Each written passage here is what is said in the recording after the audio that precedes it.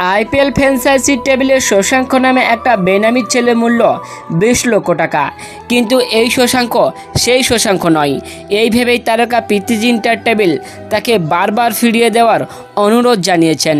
বলেছেন, আমরা যে শশাঙ্ককে চেয়েছি সে নয়। ভাবা যায় একটা প্লেয়ারকে কিনে আবার তাকে সবার সামনে বলা হয়, না না, আমরা তাকে 20 লক্ষ টাকা দিয়ে ভুল করে কিনেছি, আমরা তো তাকে চাই না।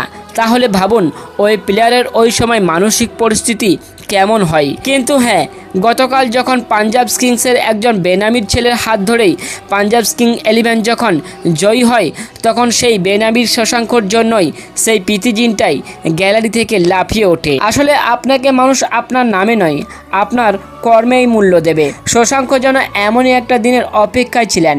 বৃহস্পতিবার রাতে আহমেদাবাদের নরেন্দ্র মোদী ক্রিকেট স্টেডিয়ামে হয়তো এনে দিয়েছিলেন সেই দিন।